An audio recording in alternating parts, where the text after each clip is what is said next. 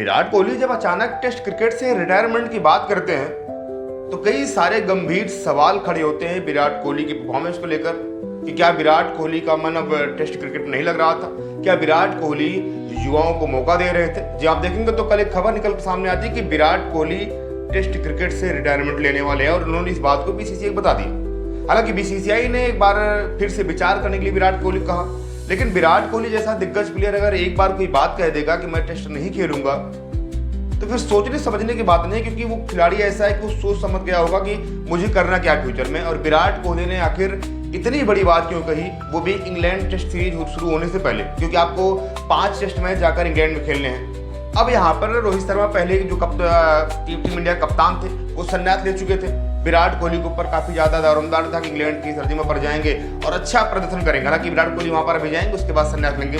लेकिन उसी दौरान एक खबर निकलकर ये भी सामने आती है कि विराट कोहली टेस्ट क्रिकेट से संन्यास लेने वाले हैं।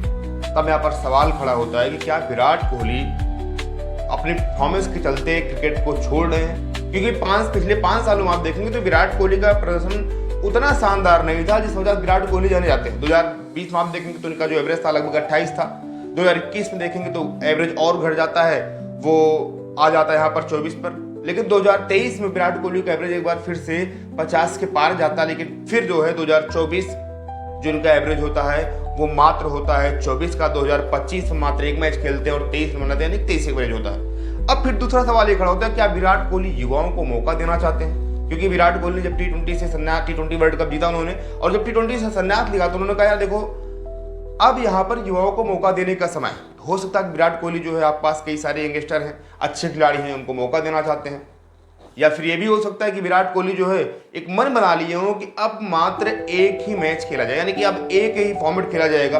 वो फॉर्मेट होगा वर्ल्ड कप, यानी कि वनडे वर्ल्ड कप, क्योंकि 2027 वनडे वर्ल्ड कप खेलना है। और वनडे में विराट कोहली का टचअप बड़ा शानदार है, उनकी बल्लेबाजी अच्छी चल रही है, उनका बल्ला अभी भी हल्ला मचा रहा है। तो यही माना जा रहा है कि विराट कोहली क्या 2027 वर्ल्ड कप को टारगेट करना चाहते हैं, 2027 को वर्ल्ड कप खेलना चाहते हैं और 2027 तक खुद को फिट रखना चाहते हैं। कई सारे सवाल आप देखेंगे तो, क्योंकि आप देखेंगे तो युवा खिलाड़ियों को मौका देना, खराब प्रदर्शन के चलते विराट कोहली का संन्यास लेना, 2027 वर्ल्ड कप को ध्यान में रखते हुए इतना बड़ा फैसला लेना, और उसके पहले आप देखेंगे तो शायद एक वजह यह भी हो सकती है कि विराट कोहली का टेस्ट क्रिकेट में जो दबदबा था वो अब कहीं न कहीं उसे छिनता जा रहा था, क्योंकि वो अब टॉप 4 यानी कि आप देखेंगे जो फैब 4 की लिस्ट है, जिसमें स्मिथ में है, जिसमें जो रूट में है, जिसमें केन विलियमसन और विराट कोहली है, इस लिस्ट में अब वो नंबर 14 पर आ गए। यानी कि फैब 4 में विराट कोहली का दबदबा पूरी तरीके से खत्म हो गया था और खिलाड़ी ऐसा जो हमेशा टॉप पर रहता था वो खिलाड़ी नंबर 4 पर आ गया। इनसे आगे निकल गए स्मिथ भी शतक के मामले में, इनसे आगे निकल गए जो रूट भी शतक के मामले में, इनसे आगे निकल गए